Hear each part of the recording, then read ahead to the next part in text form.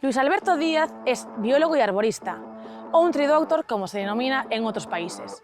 Como un gran apasionado de los árboles, Luis Alberto ha realizado trabajos tanto a nivel nacional como internacional y algunos de gran complejidad como puede ser el trasplante de árboles de gran porte.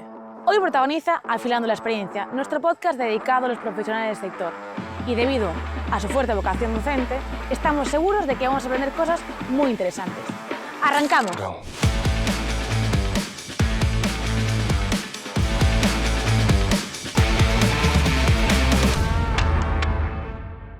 Hola Alberto, la verdad que teníamos muchas ganas de hablar contigo aquí en Afilando la Experiencia. Primero de todo, ¿cómo estás?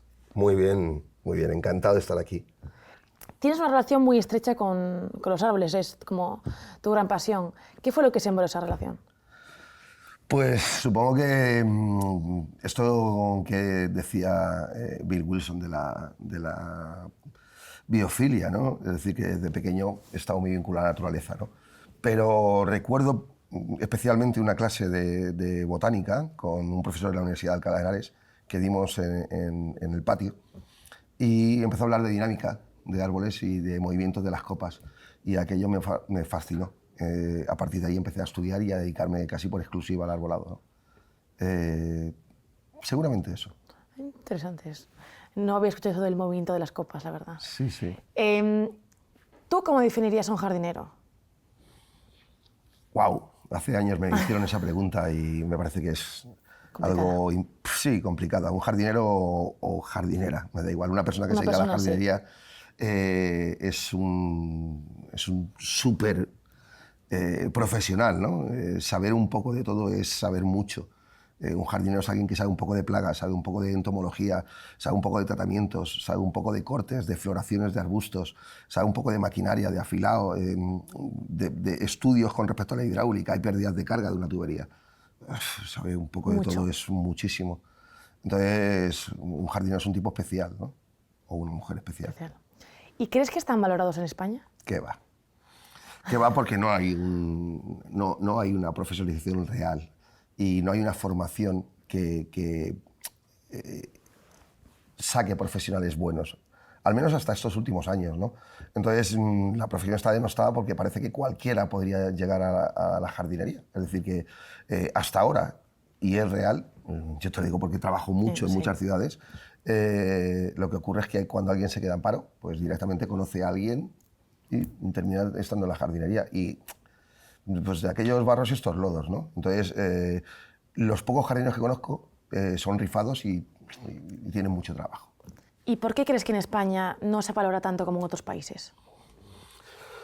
Bueno, pues seguramente sea porque es redundante al final la pregunta, ¿no? Esa falta de formación hace que no existan profesionales reales y al no existir profesionales reales, los trabajos no son de la calidad que debieran y todo queda un poco enrarecido, ¿no? Es decir, hay sitios que históricamente a los jardines se le daba mucha más importancia y en España no tanto. No. De hecho, cuando uno está en ciudades y en entornos o en urbes duros, hay que tener pradera y un poco más para que estén los perros y nadie siente la necesidad de estar, ¿no? No es como, por ejemplo, si vas a Central Park en Nueva York, que todo el mundo disfruta y vive el parque.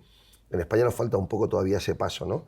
Estás acostumbrada a ver en muchas praderas, no pisarlas. Sí. Cuando debía poner túmbate. Sí.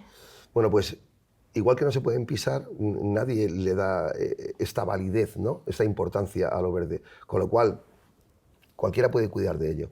Y eso hace que la profesión, pues como he dicho antes, esté denostada. ¿Y tú notas que las administraciones están preocupados administraciones o instituciones están preocupados realmente por tener profesionales bien formados, por contar con ellos? De forma general no. De forma particular, yo trabajo por toda España y sí que es cierto que hay algunas administraciones o ayuntamientos que son más sensibles a esto. Y es cierto que ya en algunos pliegos de prescripciones técnicas o en ofertas de este tipo se empieza a pedir, si no titulación, sí una formación mínima. Y esto empieza a ocurrir, pero estamos lejos de llegar a lo ideal o al menos a lo deseable. ¿Y siempre son instituciones más grandes o más pequeñas las que están más preocupadas? Depende de la sensibilidad del técnico. En general suelen ser grandes porque van un poco a caballo o van siguiendo a otras ciudades que son una referencia, ¿no? Pero conozco ciudades pequeñas en las que se involucra mucho el técnico y lo que desea es mejorar el servicio y normalmente se consigue a través de la formación. ¿Y para ti cuál es una ciudad referente en este sentido? Joder, es una pregunta, bueno, complicada, indiscreta, si no es indiscreta, la respuesta lo es. Hombre, no puedo hablar de todas porque evidentemente no trabajo en todas, con lo cual sería pretencioso por mi parte. Pero sí que es cierto que estos últimos años que estoy trabajando en Andalucía mucho, bueno, pues han ocupado una pequeña parte de mi corazón, ¿no? Málaga, con respecto a la gestión del arbolado, lo está haciendo muy bien y al menos son muy sensibles, al igual que en Cádiz o en Marbella. Es decir, sí que empiezo a ver que toda esta parte del sur de España se van contagiando de esa sensibilidad y de esas ganas de hacerlo bien, ¿no? Fomentando, protegiendo y manteniendo el arbolado como eje vertebrador de todo lo que es la IBU, ¿no? La infraestructura verde. Entonces, quizá aquí sí que se pide un poco más de especialización con respecto a lo que es la jardinería, que me has preguntado antes, ¿no? Yo diría, quizá me quedo con estas por ahora y sin menospreciar a nadie. Obviamente, sí obviamente, no queremos aquí piques. Sí, sí. No queremos aquí piques. Seguro que hay un montón de ciudades que también lo hacen bien. Sí, pero bueno, tu opinión personal es esta, no pasa absolutamente nada. En tu trayectoria sabemos que has hecho pues, trabajos súper importantes como el trasplante de árboles de gran porte. ¿Qué tipo de desafíos se presentan con un proyecto así? Bueno, pues son muchos. Por ejemplo, la responsabilidad adquirida de que el proyecto salga bien y que el árbol mantenga las expectativas de vida, ¿no? Sobre todo porque son trabajos muy caros, ¿no? Pueden variar de entre 30 hasta 50.000 euros por levantar árboles de 80, 90, 130 toneladas. Por un lado, esa responsabilidad, ¿no? de mantener con vida el ejemplar, tanto a nivel personal como rendiendo cuentas al cliente que ha invertido ese dinero, ¿no? Sea el que fuere, puede ser un particular o puede ser una administración pública. Y lo segundo, que todo salga bien, ¿no? De cara a la responsabilidad, ¿no? que adquiere un proyecto de esas dimensiones. Es decir, levantar 140 toneladas con una grúa implica hacer multitud de cálculos estructurales, ¿no? Entonces, que todo fluya y esté bien hilado es difícil. Hay que contar con gente muy potente para eso. ¿Y ese tipo de gente potente, qué perfiles son? Pues normalmente son perfiles muy marcados, es decir, son la gente que lleva trabajando años en arboricultura y que ha adquirido una experiencia para poder afrontar esos retos, ¿no? Movimientos de grandes árboles implican muchas cargas, implica mucho esfuerzo físico, pero también mental, ¿no? Hay una inversión de energía importante, entonces es gente con un nivel de compromiso brutal, ¿no? A mí siempre hablo quizá de los mismos, pero gente como Jesús Puerta o Uriol Molá tienen un perfil de gente muy lista, con mucha experiencia, con una capacidad tridimensional de ver las cosas y muy acostumbrada al trabajo físico, ¿no? Entonces son gente que te arropa y te apoya, ¿no? Ten en cuenta que no es un proyecto de una sola persona. Si alguien lo piensa así, está confundido. Es un proyecto de equipo que tiene que estar muy coordinado, pero tiene que funcionar muy bien. Al final, por contestarte, es gente con un nivel formativo importante. Sobre todo en arbolado, pero que implica no solo saber de la especie, sino significa saber un poco de física, de vectores, de cargas, de mantenimientos, de humedad, de riego. Bueno, es un poco todo a la vez, ¿no? Cada vez hay más sensibilidad por los árboles en las ciudades, sobre todo en las... Bueno, eso creemos. Realmente tú, ¿cuáles son las resoluciones que recomendarías para que todas las ciudades deben implementar? Bueno, pues lo primero seguramente hacer un plan director y un plan gestor. Y cuando hablo de un plan director, se me abre un universo de tiempo para contarte aquí 3 horas, ¿no? Que sé que no las tenemos. Un plan director debe ser sobre todo un plan, una estrategia. No vale hacer un documento que se guarde en un cajón y que sea filosofía. No. Puede tener una parte de filosofía que justifica por qué vamos a llegar aquí.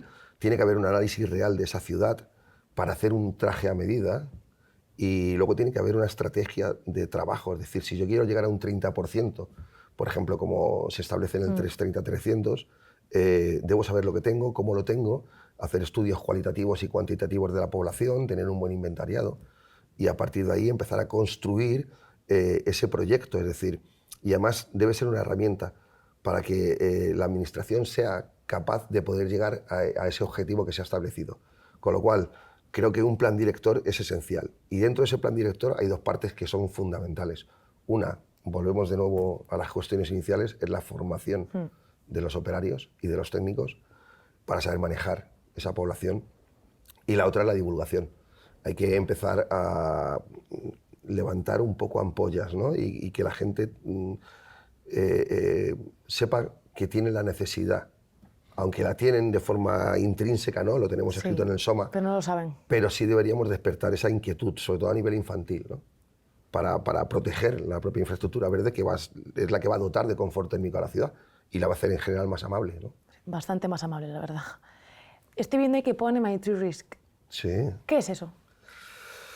Pues es una herramienta de inventariado que desarrollamos hace unos años entre un equipo de arboristas y, bueno, se hizo con el objetivo de cubrir ciertas necesidades de cara al inventariado, al manejo de árboles y a realizar, a la vez que hago un inventario, un mapa de riesgo, ¿verdad? A partir de ahí empezamos a trabajar en más cosas que de alguna manera nos requerían los clientes. Y aquella pequeña herramienta de inventario y plan de riesgo sí, se convirtió en una herramienta de gestión. Entonces, ahora tenemos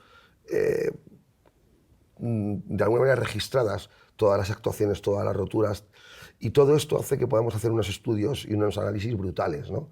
De tal manera que estamos incluso generando mapas térmicos con respecto a las roturas para poder prever qué es lo que va a ocurrir en un episodio climático adverso. Y empezamos a mezclar todas las variables que tenemos de altura, especie, tamaño, con posición, compacidad de la calle, altura de edificios, ancho de calle, para saber si hay turbulencias, ¿no? Que se crean por la generación de túneles de viento.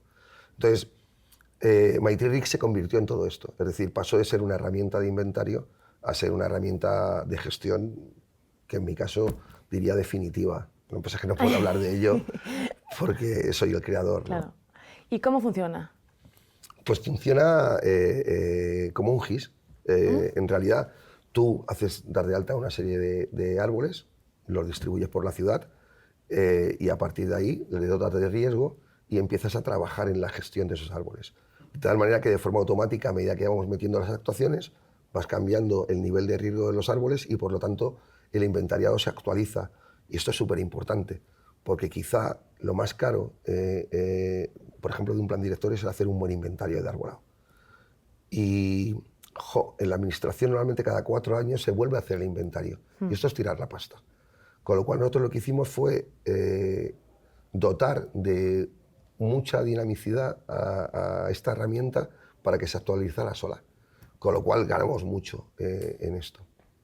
¿Y cuáles son sus ventajas para las personas? Bueno, para las personas es más bien para los gestores, ¿no? Bueno, al final las personas se ven, claro, se ven beneficiadas porque si la gestión es buena, el arbolado es mejor. En realidad está hecho para gestores de arbolado, ¿no? Tanto la administración pública como las empresas que ganan los lotes en una posible licitación. En realidad es una ayuda en toda la gestión, tanto en la asignación de tareas como en el control de las órdenes de trabajo o en el registro de todas las actuaciones que podrían ser partes de trabajo o en el estudio y análisis de las roturas. Es decir, que la aplicación te ofrece un abanico de posibilidades que es brutal, y sobre todo que hay mucha ciencia y hay muchos argumentos técnicos que un poco avalan cada uno de los pasos que hemos dado en la generación de esas herramientas específicas, ¿no? Las funcionalidades que tiene la herramienta en sí están muy pensadas para que todas tengan validez. Con lo cual los beneficios son múltiples, es decir, en general es una ayuda a la gestión del arbolado completa. Estás escuchando Afilando la Experiencia, un podcast de Husqvarna. Y ahora vamos a centrarnos en algo que es muy importante, que yo siempre lo pregunto, es la formación. ¿Qué se necesita para ser un tree doctor? Yo creo que lo primero que se necesita es vocación y pasión, ¿no? Porque requiere de muchas horas. Yo diría que fundamentalmente es estudio y es formación. y no hay una formación reglada con respecto a esto, entonces es una formación que te tienes que buscar tú e ir adecuándola un poco a tu especialidad, ¿no? Yo creo que estudiar mucho. En general, o sea, ¿centrándote en qué? ¿En biología? Bueno, yo por ejemplo soy biólogo Claro. vegetal, soy botánico, pero me gustaba mucho la parte de biomecánica. Estuve apuntado a clases de físicas y me iba a matricular en una ingeniería industrial. Al final me dijeron que no hacía falta y empecé a hacer un trabajo de investigación y estoy terminando un doctorado en mecánica. Esto me hizo, dentro de la biomecánica, descubrir que en realidad era un ignorante, ¿no?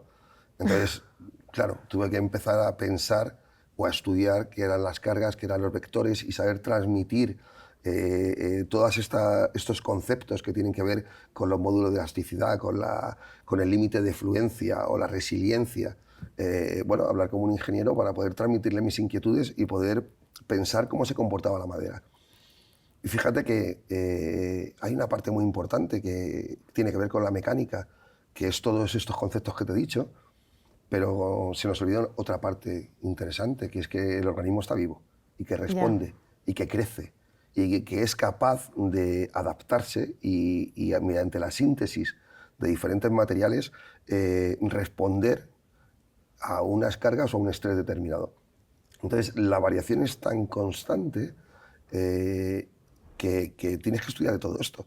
Y más si luego hay otros involucrados, como pueden ser los hongos, que están degradando esa madera que se está creando. Entonces ya influye la mecánica de materiales, la composición, la estructura, la forma, la respuesta del árbol a través de su biología y la fisiología, la interacción con hongos, y ya habría que meter otros factores como son las alturas, los empujes de viento, los fluidos, los vórtices generados, con lo cual, ¿qué te voy a decir? Es que es estudiar mucho, mucho.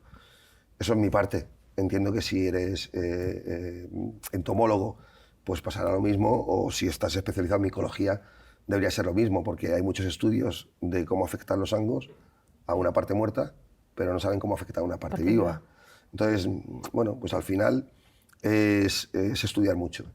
Y yo creo que quizá el truco de un buen tridoctor es tener un equipo de gente lista, muy lista alrededor, que te ayude a comprender lo que ocurre, porque es imposible saber de todo. Además de arborista, también te das un montón de charlas. Mira ahora. ¿No? Mira, ahora me están dando una masterclass maravillosa. Mira la que te estoy dando a ti. ¿Cuál sería tu consejo que le darías a una persona que quiere empezar en el mundo de la arboricultura? Soy un pesado. Estudiar. Formarse. Formarse, sí. Porque la experiencia se adquiere trabajando. Pero para poder acceder a este mundo laboral es interesante tener unas espaldas anchas. Y esto hoy por hoy, al menos en mis empresas, entras con formación. Porque la formación va a ser la base. Y va a ser más fácil explicar a alguien que un hecho se dé si sabe entenderlo. Con lo cual la trepa y los manejos o las plantaciones o los estudios de anclaje vienen luego. Pero sobre todo tener una buena base. Formación. Y por ejemplo, un profesional que se quiere dedicar a la trepa, ¿cuál debería ser su formación? Pues a mí ahora mismo hay una serie de certificaciones que son privadas, internacionales. Bueno, yo ahora mismo en España abogo por lo que está de alguna manera más regulado, que es el AGA-J0109, que es el gestor de árboles y palmeras ornamentales. Esto es un certificado de profesionalidad que cabalga un poco entre el Ministerio de Educación y el de Trabajo. Está avalado por el INCUAL, que es el Instituto Nacional de Cualificaciones, y al final es un módulo formativo de unas 590 horas, aproximadamente, no lo sé, que te prepara para estas labores, ¿no? Entonces, no solo la trepa. Un trepador no solo es un trepador, tiene que ser de alguna manera un perfil de trabajador que tiene conocimientos sobre calidad de la planta, sobre plantación, sobre planes de protección de arbolado frente a obras, sobre trasplantes. Entonces, la trepa es una herramienta más. Es una herramienta más para llevar a cabo una actuación determinada que no puedes acceder de otra manera, a lo mejor con una plataforma. Con lo cual, la trepa es necesaria. pero es mucho más amplia de lo que parece, con lo cual el perfil no solo es el trepador. La trepa es una herramienta. El perfil es el trabajador del árbol. Ese es el bueno. Bueno, ya hemos hablado de formación y ahora de equipamiento. ¿Cuál es el equipamiento básico para realizar un trabajo de apeo? La pregunta sigue siendo muy amplia, Julia. Un apeo controlado, un apeo con un abatimiento directo, depende, ¿no? Hay muchas posibilidades. Entiendo que sería un apeo controlado y mínimo pues habría que llevar una cuerda, una anilla, una eslinga y luego utillaje de disipación. Pueden ser poleas o anillas de fricción y un freno abajo. Y por supuesto, las EPIs correspondientes, botas anticorte, pantalón anticorte, casco, protectores auditivos, tal. Todas las EPIs que conlleva el trabajo con maquinaria y motosierra, claro. ¿Y qué te gusta de la maquinaria Husqvarna? En general, yo diría que relación peso-potencia y la fiabilidad. Mucho siempre nos habláis de la ergonomía, ¿no? De la máquina. Sí, bueno, es cierto, esta relación entre peso-potencia y la comodidad en el manejo, los equilibrios son muy ergonómicas. Y sobre todo en altura, ¿no? Al final el equilibrio en altura más aún. En altura más aún porque es un trabajo que desgasta mucho. Yo cuando os veo ahí arriba digo, Dios mío, aguantar bien la máquina ahí tiene que ser complicado. Bueno, yo cada vez trepo menos. Bueno, pero lo has hecho y lo sigues haciendo a veces. Entiendo que utilizas máquinas a batería. Sí, bueno, mi primer contacto fue con una 536, bueno, me la encontré y estoy súper contento con ella. Ahora he tenido la posibilidad de trabajar con Jesús Puerta, que tiene una 540i, la XP, y la verdad es que es una delicia. Y últimamente hemos probado un poco para tener esta sensación de ¡ay! Una que nos ha dejado Vanessa Tilán, que lleva una 542 y XP, y esto ya va como un tiro, ¿no? Que tiene embrague y tal. Esto esa es otra película. Esa es muy buena. Sí. ¿Y cuáles son las ventajas para ti de la máquina batería? Como trabajador, o sea, lo que tú has notado. Pues fíjate, el peso, la generación de humos que no existen, la temperatura, las vibraciones. Pero hay dos con las que me quedo especialmente. Llevo muchos años trabajando en campos de golf y en grandes urbanizaciones y hay dos que a mí me vienen muy bien. Una es el ruido, sobre todo en campos de golf, en los que supuestamente no se pueden generar. Y otra que también es importante y la gente no recae en ello es el rellenado de los depósitos, ¿no? Sobre todo en zonas en las que la pradera cuesta una pasta, como ocurre en los campos de golf. De tal manera que los vertidos de combustibles y los rellenados y tal suelen ser muy problemáticos. Y aquí tenemos baterías, con lo cual no hay problema. No había pensado en eso nunca, fíjate. Pues es un problema. Aparte de que no tienes por qué llevar bidón. Obviamente, bueno, pero no pensaba en lo que es la pradera, fíjate. Claro, sí, pero no solo es en llevar el bidón, tener que cargarlo para una gasolinera, hacer mezclas, no sé qué, si la mezcla la has hecho bien o no la has hecho bien, independiente de que puedas comprar ya mezclas elaboradas. Pero aquí todo funciona. Batería, se acabó. ¿Y cuál es tu máquina favorita Husqvarna? No, ahora ya nos ha puesto Vanessa la miel en los labios, pero en eléctricas, por ahora me quedo con la que manejamos. Digo manejamos porque siempre trabajo en binomio, en este caso con mi amigo ya y compañero Jesús, la 540 y XP nos gusta mucho. Ya en vistas a adquirir la nueva, pero... Y luego, lo apuntamos. De la serie 3, pues quizá la 346 y la 372. Porque son máquinas, como he dicho antes, relación peso-potencia fantásticas y que puedes hacer una gran parte del trabajo. Cuando ya vamos a apeos de grandes árboles que están muertos, muy importantes, normalmente contamos con especialistas como te comenté antes, Uriol Molá, que ya él juega otra liga, ¿no? Lleva 390 o 3120, esto ya son... Pero son maquinarias muy pesadas, específicas para algo concreto. Pero me quedaría con esas dos que te he dicho. Y bueno, la 540 y XP, hasta que lleguemos a... La de Vanessa está ahí. Sí, sí. Pues muchísimas gracias por compartir con nosotros tu experiencia. Ha sido un placer, una charla muy interesante. Y esta es tu casa para cuando quieras. Pues estoy encantado, Julia. Me he sentido mejor que en brazos. Gracias. A ti. Y nos vemos en el próximo episodio.